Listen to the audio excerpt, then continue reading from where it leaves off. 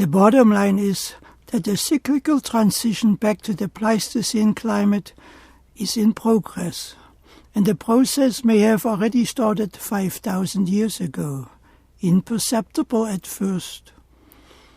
It is hard for society to accept that the entire development of civilization has occurred during this last pulse of a warm holiday from the cold. Humanity never experienced the normal Pleistocene climate, except for the 1 to 10 million who have survived the last ice age, and those left us no record of the conditions of their world. The fact that only 1 to 10 million came out of the ice age into the Holocene gives us an indication of how harsh the normal Pleistocene climate really is. While the normal Pleistocene climate won't be upon us for some time, the beginning that we now see has put us into dangerous situations already.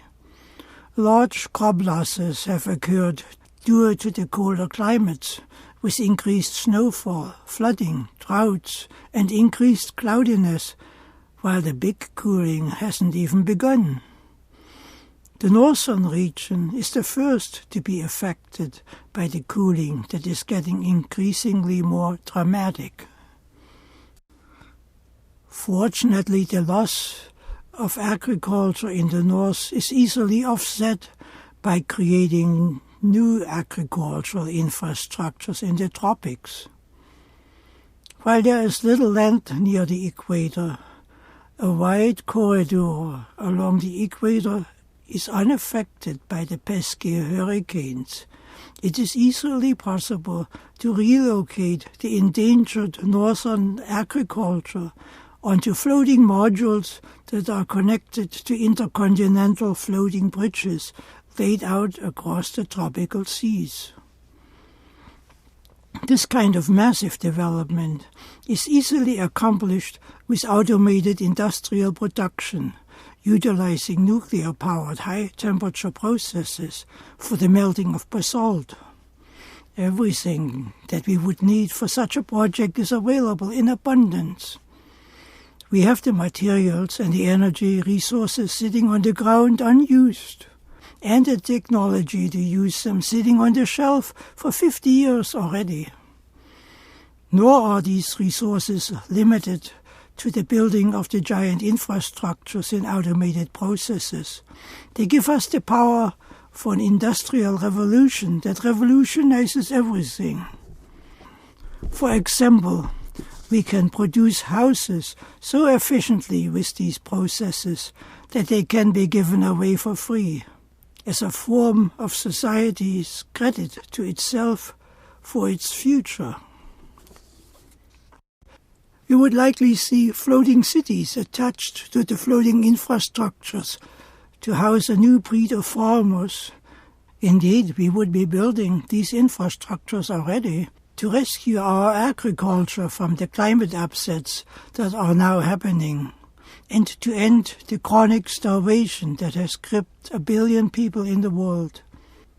We would be doing all of these things already if it weren't for the lack of humanist development in humanity.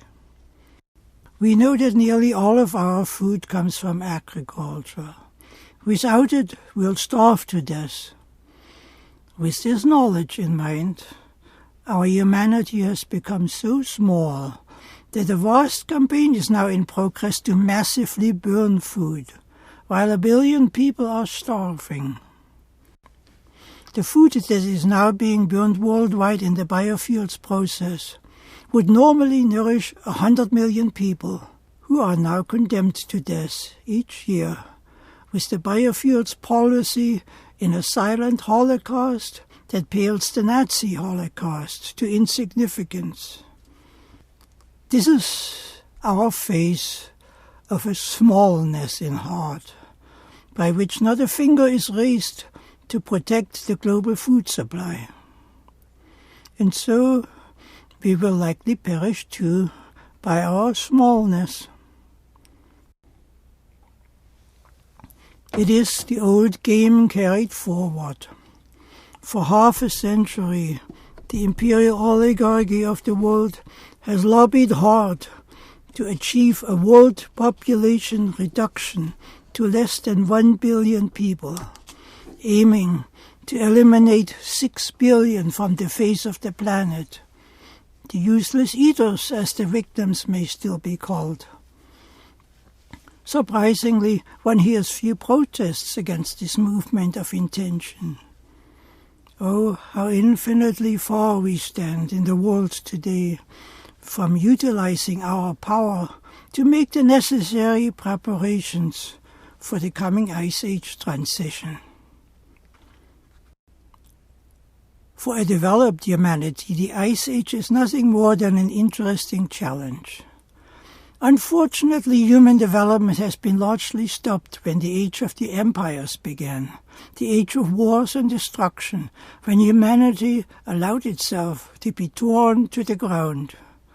This subjection, too, is an anomaly. For a developed humanity, the Ice Age is nothing more than an interesting challenge. Unfortunately, human development has been largely stopped when the age of the empires began, the age of wars and destruction, when humanity allowed itself to be torn to the ground. This subjection, too, is an anomaly.